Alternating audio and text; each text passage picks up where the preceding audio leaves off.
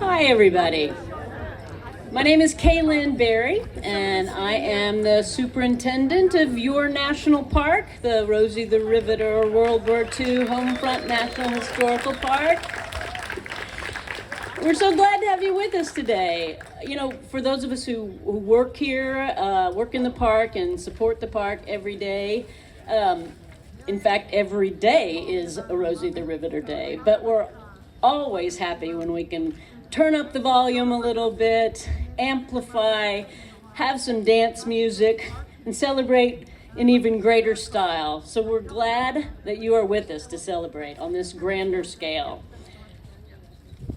We're really happy when we get to do our work in the presence of some of the people who made the history that we are here to preserve, our Rosies.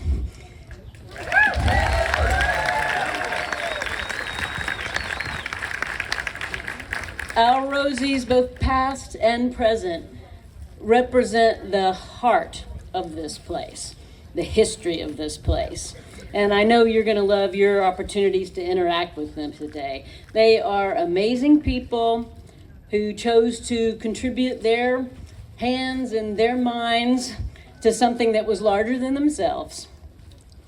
Not just during World War II, but in everyday sense, and they're still doing it today. We are so grateful for them.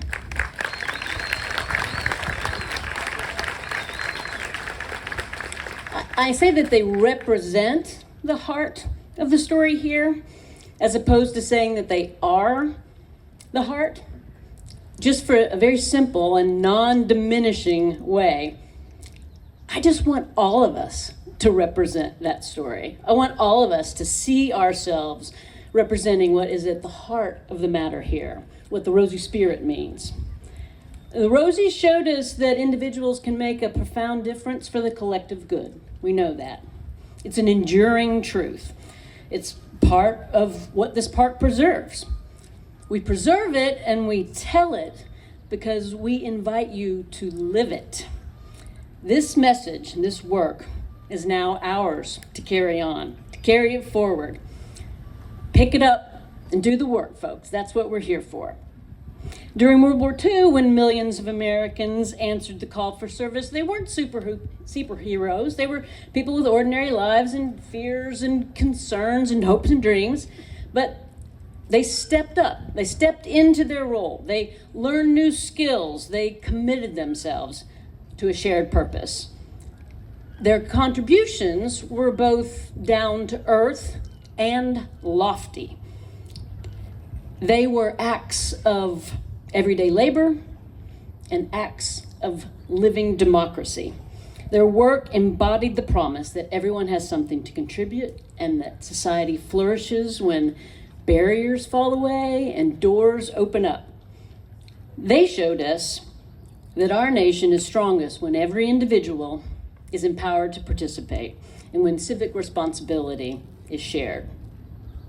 So this site and others around the city of Richmond, they preserve the stories of World War II homefront history so we can learn from them, so we can carry forward their example of stewardship and civic duty. Stewardship means caring for the world we inherit and improving it for those who come next. And civic responsibility means participating, showing up, speaking up, taking action, even when no one is compelling it. The Rosies showed us how powerful that spirit can be, and each of us has the opportunity to continue that legacy today in our communities, in our workplaces, in our neighborhoods, in all the ways that we choose to show on a daily basis both courage and compassion and grit.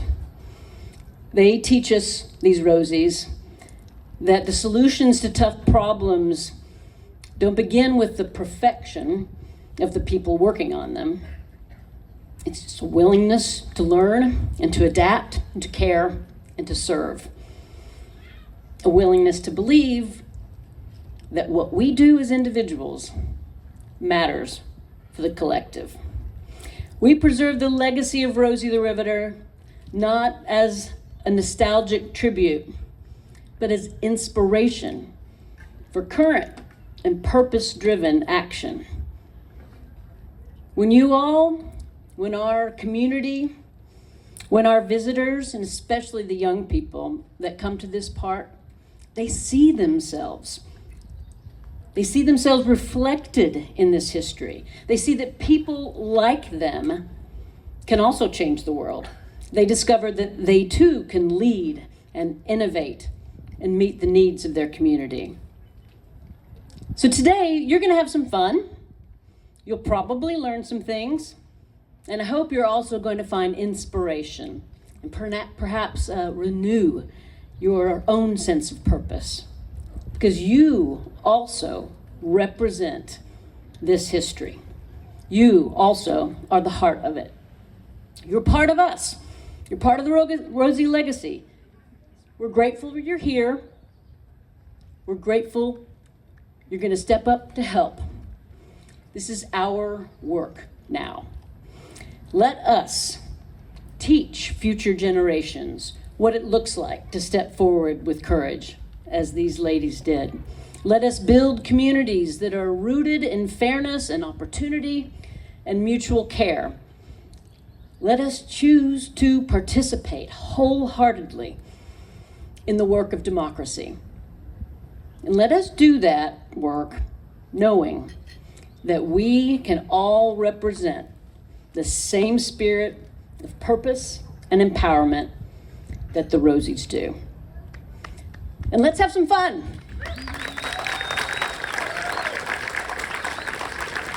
I invite Sarah Pritchard to the podium.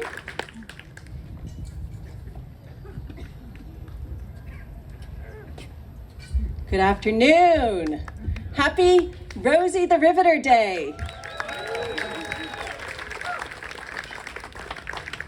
Hi, I'm Sarah Pritchard. I have the honor to be the Executive Director of Rosie the Riveter Trust. We are the National Parks philanthropic partner.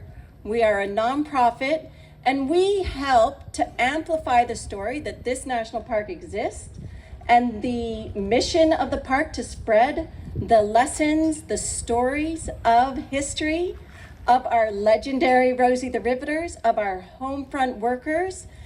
And we invite you to join us. If you're not already feeling like you're part of this inner circle, let me tell you, you are. Just by showing up today, you are part of the legacy, like Kaylin said.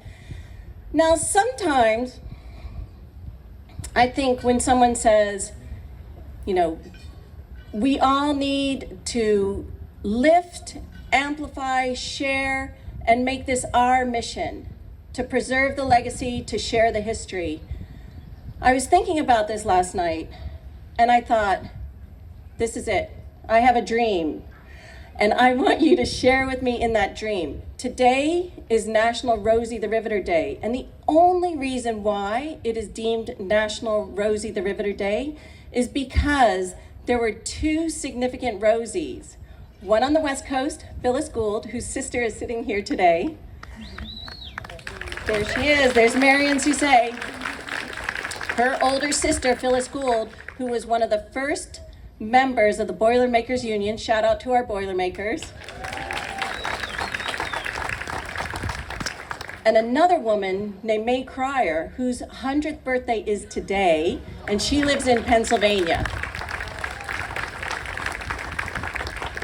Phyllis Gould wrote countless letters to the government, to the president, and said, we helped win the war, Rosies did, and we would like to be acknowledged. For years, she wrote letters, and then May, she was closer to Washington, D.C., she went to the Capitol and she walked up and down those halls and she talked to all the legislators and said, and she brought this red and white polka-dotted bandana and said, we deserve to be honored. Now, a phenomenal thing happened. One, the Rosies started being invited to very special events, including going to the White House. Two, they were invited to Normandy. They were invited to be heads of parades, to throw the first ball at a game park. they started to kind of elevate and be very well known. At the same time, Phyllis and May kept on advocating, and they went after the Congressional Gold Medal, which is the highest honor that a civilian can receive. And 2 years ago, 23 Rosies, a number of these women here, and women from across the United States went to Washington, D.C., along with some of you here today, and we received the Congressional Gold Medal. Amazing, right? So back to my dream. Thank you so much for coming here today, but that is not enough. What we are looking for, what I would like to see, is that we spread the fact that it's National Rosie Day, Rosie the Riveter Day, on March 21st. And across the United States, we dress up and we celebrate and we create parties and we create parades on this day. And how do we do it? We do that together. We do that individually. I'm sitting here and I can't help but look at these lovely Girl Scouts and say, you know what, Girl Scouts, take this on. Start celebrating Rosie the Riveter Day. I can imagine, much like St. Patrick's Day, which we just celebrated, and you know how we all dress in green and we have our clovers on, and whether we're Irish or not, it's a great day to celebrate. This is a great day to celebrate. Let's celebrate our legendary Rosie the Riveter going forward. Please help me spread this idea of celebrating Rosie the Riveter Day in towns, in schools, amongst Girl Scout groups and other groups. I would love to see it. And I will be the one that is going to be opening doors and trying to do it myself. Thank you all so much. We're so excited to introduce you to the Rosies. Thank you for coming out. And back to Kaylin. Now you get to meet some of these wonderful women. Our Rosie roll call. I'm going to read out some names and a little bit about each of you, and someone may have a little special treat for you while we're at it. Rosie Joyce Schrammick was an aircraft refueler at the United States Army's Eagle Field Training Base in Dos Palos, California. At 15 years old, Joyce left high school to work alongside her sister at the United States Army's Eagle Field, this training base in Dos Palos. They worked in tandem as her sister drove a fuel truck, and Joyce would hop out of it to scramble onto an airplane wings and gas up the planes. In 1942, she and two of her sisters joined their father at the Kaiser Richmond shipyards, where Joyce was hired on as a burner. She had to fib about her age. She was only 16, and it required a minimum of 18. She spent her teens dressed in head-to-toe protective gear, leather aprons, elbow-length gloves, and steel-toed boots. Isn't that how we all want to dress? I mean, that's all, yeah, every day. With an acetylene torch in her hand. And she pieced together Liberty ships. She worked until the war's end and ended up working at Camp Beale, north of Sacramento, where she'd meet the man she would marry. She said, I'd already made up my mind that I would never date any of the young men there. They'd all just come back from the war, and I knew that any girl was looking pretty good to them by then. But one night Bob called wanting to know if I'd like to see the new Van Johnson, and he was a swooner, wasn't he? Yes, Van Johnson movie with him, and I really wanted to see that movie. They got married in 1946, and Joyce is here today at 100 years old. Joyce, you want to raise your hand?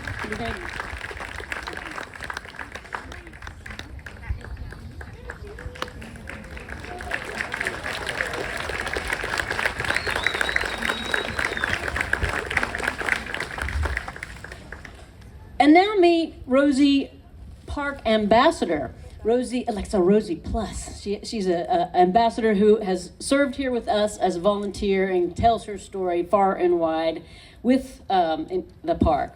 That's Marion Suzette. And in July of 1942, her sister, Phyllis Gould, was one of the first 6 women welders who were hired here in the Kaiser shipyards. And Phyllis needed a babysitter for her little toddler. So she called her 16-year-old sister, Marion, to come babysit for the summer. Marion had every intention of going back to Oregon until, there's a theme here, she got to know a cute Coast Guard boy who was working around here, and she decided to stay.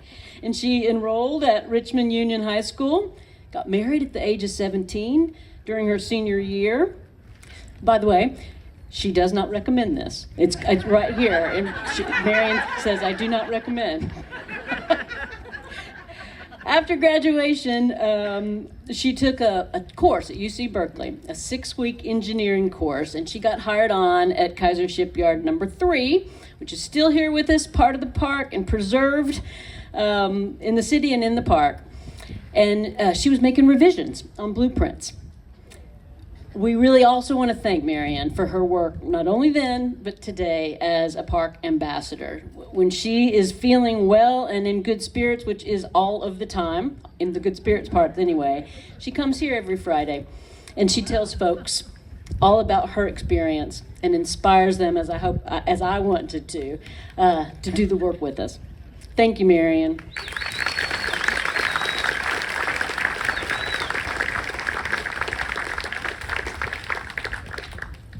Also here today is Rosie Cassie Hauser.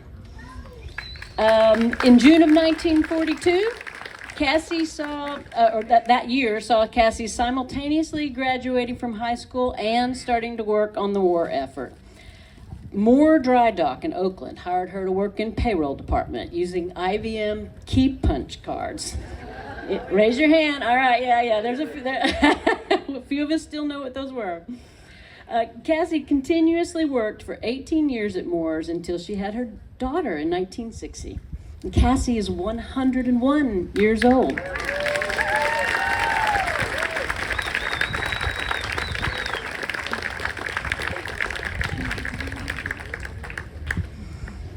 Meet Rosie Beatrice Waddell Beck. She was a riveter at Lockheed Aircraft in Burbank. She was one of 18 siblings. She was born on a 298-acre farm in Minnesota, where the norm was for her mom to bake, 40 loaves of bread a week. Process 700 quarts of vegetables, fruit, meat, jelly, and jam in a given year. 7 of Beatrice's siblings were involved in the war. She decided to join 2 of her sisters in Southern California. She rented a room from the San Fernando police chief and not only became a Rosie, riveting in the Lockheed aircraft plant in Burbank, but also met, her future husband there as well. That is not what it's about, people. We just happen to have a lot of nice stories about that on top of all the hard work and patriotism. She retired from Lockheed in 1987. Yeah, Beatrice is 101 years old today.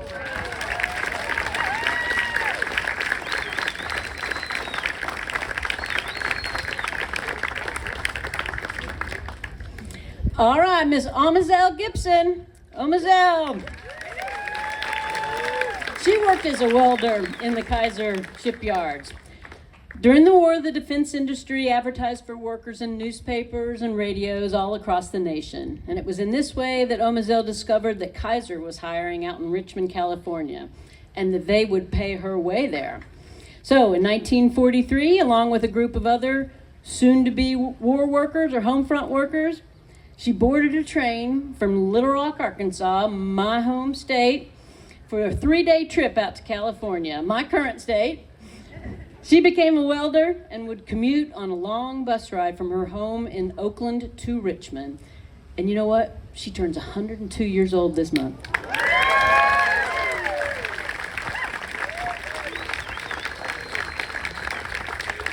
Woo pig sue, Omazelle.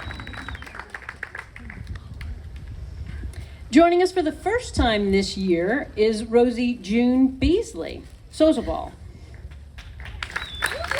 June was born in Utah in 1923 and moved as a young child with her family to Richmond, California, where she grew up as one of 10 children. At age 18, while working as a waitress in the Eagle Creamery in downtown Richmond, she learned of opportunities at the Kaiser shipyards.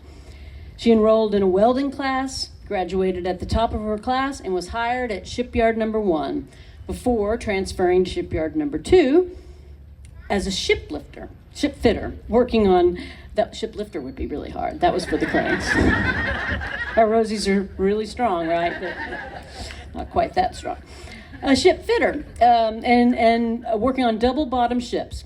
In a male-dominated environment, she excelled not only in her work, but also in camaraderie, often joining co-workers in dice games. Was that okay? Dice games during breaks, and holding her own, she wants us to know. She worked at Kaiser from 1941 to 1944, and June is 102 years old.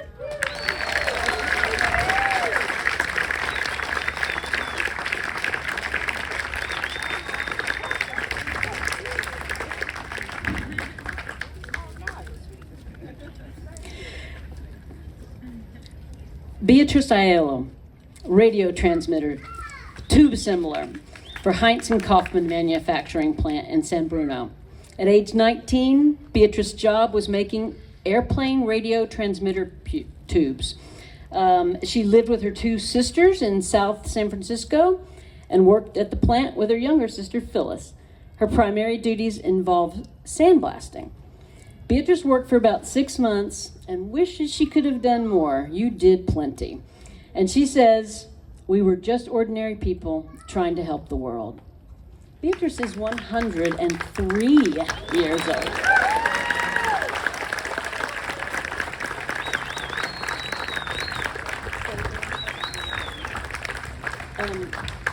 Beatrice, it is our first time here. I'm afraid I need a wave. Is that, who's Beatrice? Beatrice here on stage with us?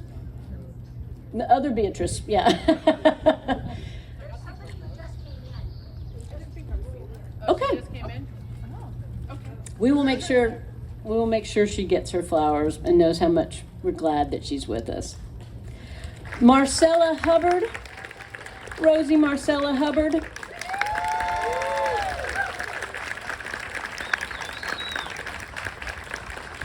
She was a welder in Marin ship.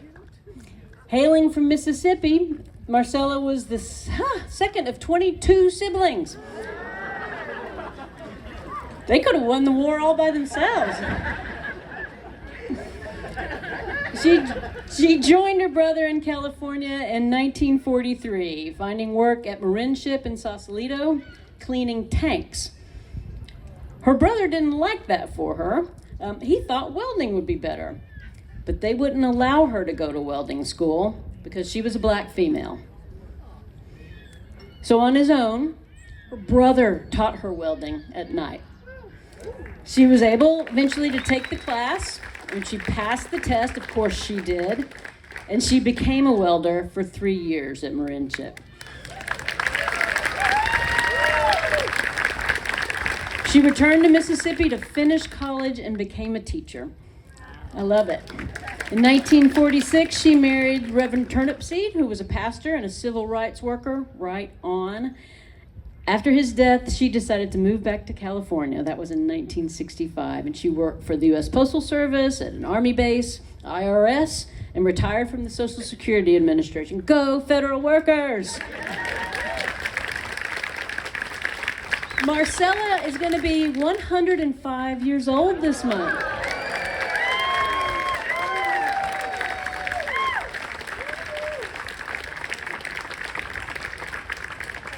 Thank you all, amazing Rosies. We are honored and inspired by you. Let's see, who did I miss? We have someone who did not receive flowers.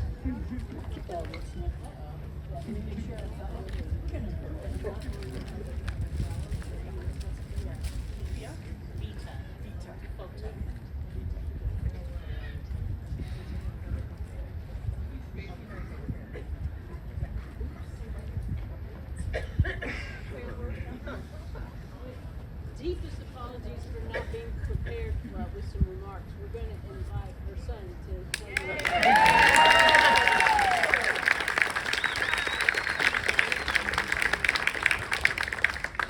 Well, this is embarrassing.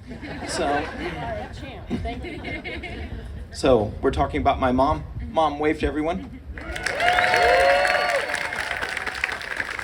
My mom worked at the Naval Depot in Binghamton, New York. She is the first of 7 siblings. She's the only one left now at 101.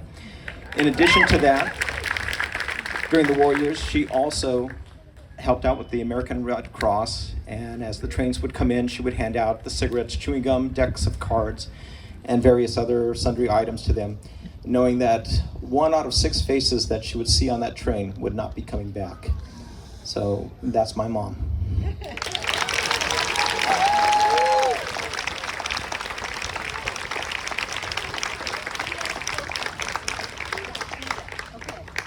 Vida, we did not say her name well. Yes, got it. Thank you, and apologies for that, from my errors. I'd like to invite, we had some young people that wanted to have their pictures taken. I'm going to do that one photograph now and allow them right up here to do a quick photo with all these wonderful ladies. And I'm going to let you all know that you'll have an opportunity to interact with them as well. We're going to set up, or we have set up a table over here that all the Rosies will be present for chatting and autographs and the wisdom which they dispense with authority and grace.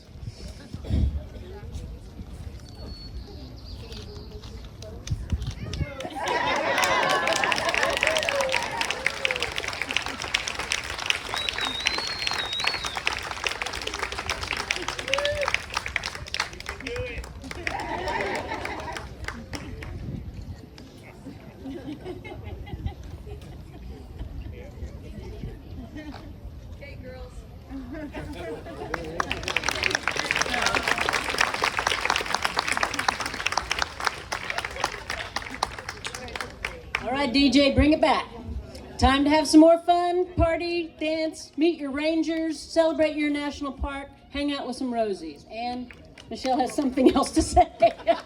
She's messing with my flow. Hi everyone, good afternoon. I'm Michelle Fideli, proud to be president of Rosie the Riveter Trust. And before we go today, I just wanted to recognize Kaylin Berry, the superintendent of the park, for all of her efforts in leading us, bringing us out of COVID and bringing us back to life. Kaylin, we really appreciate all of your work. Fortunately and unfortunately, Kaylin is taking a new assignment and she'll be leaving in a few months. So without a visit, perhaps this is her last Rosie Day as superintendent of the park, but we certainly hope we see her again. But thank you so much for all of your work.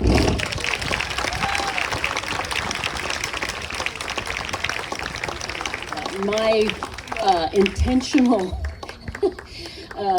omission of that piece of information was mainly designed just so that I did not choke up or otherwise embarrass myself in front of a large group of people. What a privilege, what an honor it has been to be a part of this community, to share and to take on the mantle of the legacy that these ladies and other home front workers left us.